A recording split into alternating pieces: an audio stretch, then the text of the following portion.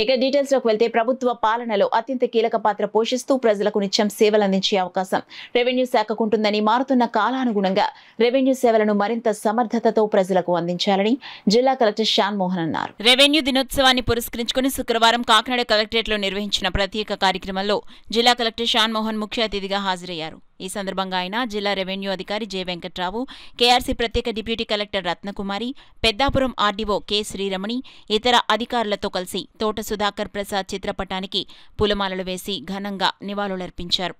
అనంతరం జిల్లాలోని వివిధ మండలాల తహసీల్దార్లు, ఇతర సిబ్బందికి ప్రశంసా పత్రాలు అందించారు. పదవి విరమణ చేసిన రెవెన్యూ ఉద్యోగులని సందర్భంగా కలెక్టర్ సత్కరించారు. ఈ సందర్భంగా జిల్లా కలెక్టర్ శ్యామ్ మోహన్ మాట్లాడుతూ రెవెన్యూ శాఖ అతి ప్రాచీనమైందన్నారు. ప్రభుత్వ పాలనలో అత్యంత కీలక పాత్ర పోషిస్తూ ప్రజలకు నిత్యం సేవలు అందించే అవకాశం రెవెన్యూ శాఖకు ఉంటుందని ఆయన తెలిపారు. గ్రామస్థాయి నుంచి జిల్లా స్థాయి వరకు ఉన్న రెవెన్యూ అధికారులు, సిబ్బంది మారుతున్న కాలానుగుణంగా ప్రజల అవసరాలను తీర్చే విధంగా రెవెన్యూ సేవలను మరింత సమర్థతతో అందించాలన్నారు. జిల్లా రెవెన్యూ అధికారి జె వెంకట్రావు మాట్లాడుతూ గత 2024 నుంచి జూన్ 20న రెవెన్యూ దినోత్సవాన్ని నిర్వహించుకుంటున్నామన్నారు. భూమి ఉన్నంత వరకు రెవెన్యూ శాఖ ఉంటుందని, పుట్టుక దగ్గర నుంచి మరణం వరకు రెవెన్యూ శాఖ సేవలు అందిస్తుందన్నారు. స్వాతంత్ర్యం రాకముందు 1786 జూన్ 20న బ్రిటిష్ పాలకులు బోర్డ్ ఆఫ్ రెవెన్యూను ఏర్పాటు చేశారన్నారు. రెవెన్యూ శాఖ ద్వారా అందిస్తున్న ప్రభుత్వ సేవలపై ప్రజలకు అవగాహన కల్పించాలన్నారు. కార్యక్రమంలో జిల్లా APRSA association president P Trinatharao, జిల్లా APGA association president M Jagannatham, VRO association president Chinnarao, జిల్లా వీఆర్ఏ అసోసియేషన్ ప్రెసిడెంట్ అబ్బులు, జిల్లా office subordinate association president S Chinnapaparao, collectorate AO S Rammohan, వివిధ మండలాల తహసీల్దార్లు, ఇతర సిబ్బంది తదితరులు పాల్గొన్నారు. అప్పుడు తిట్టుకోవచ్చు, ఏంటో ఒకటి 2 సార్లు చెప్తాను 3 సార్లు చెప్తాను కానీ, but after that they will remember, okay ఇదేదో జరిగిందంటే ఆ రోజు అతను సంతకం పెట్టడం, ఆవిడ కొంచెం కోఆపరేట్ చేయడం వల్ల అని చెప్పి చాలా మంది గుర్తుపెట్టుంటారు. So I think we should remember that angle also. ప్రతి కాయిన్ అటు ఇటు ఉన్నట్లు ఐ కమ్ ఫ్రమ్ కార్పొరేట్, కొంచెం కార్పొరేట్ ఎక్స్పీరియన్స్ ఉన్నట్టు అది వదిలేసి ఇక్కడ ఎందుకు వచ్చా అని అంటారు కదా చాలా మంది. I telling you, corporate is worse. ఇంతకన్నా బ్యాడ్ ఎక్స్పీరియన్స్ ఉంటాయి. మనల్ని ఈరోజు ఏదో మా ఆర్టీఓ తిట్టారనో, లేకపోతే మా కలెక్టర్ తిట్టాడనో, లేకపోతే ఫీల్డ్ మీదకి వెళ్తే మమ్మల్ని సరిగ్గా చూడడానికి కానీ you go to corporate, best of the companies. Hindustan Unilever ఉంటుంది, one of the best companies in India. You go as a sales, I think sales executive ఏదో అంటుంది, సేల్స్ సంథింగ్, అంటే ఎంబీఏ చేసిన తర్వాత first post. You will feel ఇంతకన్నా low life ఉండదేమో జీవితంలో అనిపిస్తుంది. సో మనం దూరకుండా నిలబడ్డాం కదా, అక్కడ అటువైపు బాగుంది అనుకుంటాం కానీ you should be blessed that you are considered as one of those privileged individuals in the society.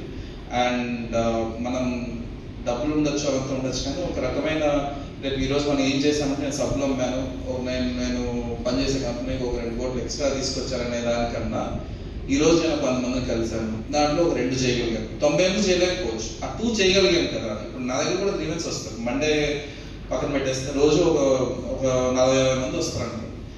నాకు తెలిసి మ్యాక్సిమం 5 చేయగలుగుతాను నేను, అందుకన్నా నేను చేయలేను. నేను ఎంత ఫోకస్ చేసి ప్రయత్నం చేసినా 5 చేయగలను. బట్ స్టిల్ సమ్ పీపుల్ నేను వాళ్ళ ఫేస్ చూసినా నాకు అర్థమవుతుంది, okay they are happy, you know. That is very very very rare lot of jobs in India at least. I don't want to compare outside. So I understand, since మాట్లాడిన వాళ్ళందరూ almost 60s లోనో 50s లో ఉన్నారు కాబట్టి మీకు ఆ degradation మీరు చూస్తుండొచ్చు. కానీ for my generation and my generation who are here, I'm telling you are one of the best, ఏమంటారు, ఎకోసిస్టమ్ అంటారు కదా, ecosystems in this society, Indian society at least, and we should all be happy about it. Board of revenue form అయ్యి అప్పటి నుంచి మనం రెవెన్యూకి సంబంధించిన కార్యక్రమాలన్నీ చేస్తున్నప్పటికీ రెవెన్యూ పరమైనటువంటి ఇతర విధులు ఏవైతే ఉన్నాయో అవి జరుగుతున్నట్టు మొఘల్ కాలం నుంచి కూడా చరిత్ర అనేది ఉంది. సో రెవెన్యూ డిపార్ట్మెంట్ అనేది మనకి ఒక రిటైర్డ్ డిపార్ట్మెంట్స్ అన్నిటికీ ఒక మదర్ డిపార్ట్మెంట్. ఇప్పటికి వచ్చినటువంటి జనరేషన్స్కి తెలియకపోవచ్చు, పాతకాలంలో ఈవెన్ అబ్కారీ కూడా మన డిపార్ట్మెంట్లోనే కలిసి ఉండేది. అలాగే వివిధమైనటువంటి మనం విధులన్నీ కూడా ఇప్పుడు కొంత తగ్గిపోవచ్చు, కానీ జనరల్గా మన రెవెన్యూ డిపార్ట్మెంట్ పరంగానే కాకుండా ఇతర విధులు ఏవైతే ఉన్నాయో ఎక్కడైనా ఏ డిపార్ట్మెంట్కి సంబంధించిన ఒక గ్యాప్ కానీ లేదా ఇంకా ఫాస్ట్ కానీ చేయాల్సిన పరిస్థితి వస్తే వెంటనే ముఖ్యంగా కనిపించేది రెవెన్యూ డిపార్ట్మెంట్. సో ప్రజల వరకు సేవలకు సంబంధించి చూసుకుంటే ఒక మనిషి పుట్టిన దగ్గర నుంచి మళ్ళీ మరణించిన తరువాత కూడా అతనికి సేవలు చేసేది రెవెన్యూ డిపార్ట్మెంట్. అదేవిధంగా పేదవాళ్ళకి దగ్గరలో పేదలకి సామాన్య జనానికి మనం చేసేటువంటి సేవల్లో రెవెన్యూ డిపార్ట్మెంట్ అనేది అది కటింగ్ ఎడ్జ్ లెవెల్ ఉంటుంది. కాబట్టి ముఖ్యంగా రెవెన్యూ డిపార్ట్మెంట్స్కి ఆ ప్రాముఖ్యత అనేది ఉంది. అందులో భాగంగా మనం చేస్తున్నటువంటి సేవలు అనేవి అక్కడక్కడ కొన్ని గ్యాప్స్ మనకు కనిపిస్తున్నప్పటికీ చాలా వరకు ప్రజలకి అతి చేరువలో ఉన్నటువంటి డిపార్ట్మెంట్ ఏదైనా ఉందంటే ఈరోజు రెవెన్యూ డిపార్ట్మెంట్. అయితే రెవెన్యూ డిపార్ట్మెంట్కి సంబంధించి రానున్న కాలంలో రాను ఇంకా మరికొంత మన ఎవరైతే తర్వాత జనరేషన్స్ ఉన్నాయో వారు కూడా సేమ్ డెడికేషన్తో, అదేవిధంగా రాష్ట్ర ప్రభుత్వం తీసుకొస్తున్నటువంటి కొత్త ఏవైతే ఫ్లాగ్షిప్ ప్రోగ్రామ్స్ ఉన్నాయో, కొత్త ఇనిషియేటివ్స్ ఉన్నాయో వాటన్నిటిని కూడా మనం అప్డేట్ అయ్యి మనం ముందుకు వెళ్ళగలిగితేనే బాగుంటుంది. ఇక్కడ సర్వీస్లో చాలామంది చూసిన వాళ్ళు ఉన్నారు. ఒకప్పుడు బాగా డ్రాఫ్టింగ్ చేయగలిగిన వాళ్ళు కొంతమంది ఉంటే, కొంతమంది ఫీల్డ్లో బాగా చేయగలిగిన ఉన్నారు. ఈరోజు డ్రాఫ్టింగ్ చేయడం మాత్రమే కాదు, కంప్యూటర్స్లో కూడా అప్డేట్ చేయడం, ప్రతి ఒక్కటి ఏదైతే టెక్స్ రిలేటెడ్ ఇష్యూస్ ఉన్నాయో టెక్స్ సపోర్టింగ్ అంతా కూడా అది చేయాల్సినటువంటి జూన్ 20న బోర్డ్ ఆఫ్ రెవెన్యూ స్థాపించబడింది. కాబట్టి జూన్ 20 చేసుకోవాలి ఈ పండుగని దపదపాలుగా ప్రయత్నిస్తున్నప్పటికీ గత ప్రభుత్వ హయాంలో సిసిఎల్ఏ గారు సాయి ప్రసాద్ గారు, అదేవిధంగా చీఫ్ సెక్రటరీ జవహర్ రెడ్డి గారు ఈ కార్యక్రమానికి ఎంతో హితోధికంగా సహాయం చేశారు. ఈ సభా సంవత్సరాల వారిని ఒకసారి మననం చేసుకుంటూ, ఇకపోతే నేను మీకు తెలుసు లక్ష్మయ్య గారి దగ్గర నుంచి ఇక్కడే 2001లో ఇక్కడ మన అందరూ సభ్యులో ఉండగా ఈ కాకినాడ వచ్చి వెళుతుండగా యాక్సిడెంట్లో చనిపోయినటువంటి లయన్ తోట సుధాకర్ ప్రసాద్ గారి దగ్గర నుంచి అందరి దగ్గర పనిచేశాను. కానీ బొప్పరాజు గారికి ఉన్నటువంటి ఎదిగే కొద్దే వదలం అనే పాటలో ఉన్నటువంటి సామెత పరంగా ఎంత మౌళ్ళైపోయి అధికారుల దగ్గర ఆయన పని చేయించుకుంటారో, ఐఏఎస్ ఆఫీసర్కి ఎంత ఇష్టడైనాడో ఈరోజు నేను స్వయంగా సెక్రటరీకి వెళ్ళినప్పుడు చూస్తూ ఉంటాను.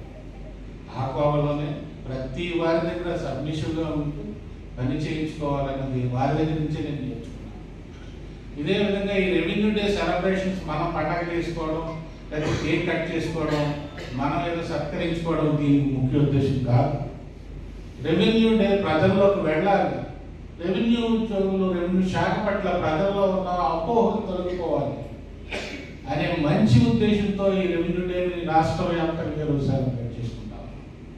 మీకు తెలుసు ప్రతి వ్యవస్థలోనే స్క్రాప్ ఉంటుంది. ఆ ఒకరిద్దరి వల్ల ఆ శాఖకి చెడ్డ వస్తూ ఉంటుంది. కనుక ఆ ఒకరిద్దరు మైండ్ సెట్ మార్చాలన్నది ఈ రెవెన్యూ డే ప్రాముఖ్యం. ప్రజలకు ఎంతగా సేవ చేసే అదృష్టం ఒక రెవెన్యూ ఉద్యోగి ఉంటుంది వితౌట్ డ్రెస్ కోడ్. దాన్ని గర్వంగా ఫీల్ అవుతూ నేను ప్రజలకు సేవ చేస్తున్నానని ఎంతో చిత్తశుద్ధితో నిబద్ధతతో చేయాలి తప్ప ప్రతి పరీక్ష లేకుండా ఉద్యోగం చేయాలని కొంతమందికి మనం చక్కటి మెసేజ్ పంపాలి ఈ డే ప్రకారంగా. అది చాలా ఆనందదాయకం. ఎందుకంటే most primary department, mother department ఇలాంటి పదాలు ఏదైనా ఉందంటే అవి రెవెన్యూ డిపార్ట్మెంట్కి అప్లికబుల్. ఎందుకంటే గతంలో మీకు అందరికీ తెలిసే ఉంటుంది, గతంలో అసలు ఏ సర్వీసెస్ కావాలన్నా revenue department, tahsildar office, RDO office, collector office, ఇవే కదా మెయిన్ సర్వీసెస్ అండి. సార్ దాకా చెప్పినట్టు అన్ని సర్వీసెస్ కలెక్టరేట్ నుంచి కానీ, ఆర్డీఓ ఆఫీస్ నుంచి కానీ, తహసీల్దార్ ఆఫీస్ నుంచి వెళ్తాయి. కానీ గత కొన్ని సంవత్సరాలుగా చూసుకుంటే రెవెన్యూ డిపార్ట్మెంట్ పరపతి రోజు రోజుకి మెట్టి దిగిపోతుందని అనిపిస్తున్నాం. ఎందుకంటే నిజంగా చెప్పాలంటే మనకున్న అత్యంత బలమైనది ఏంటంటే మన రెవెన్యూ రికార్డ్ వ్యవస్థ.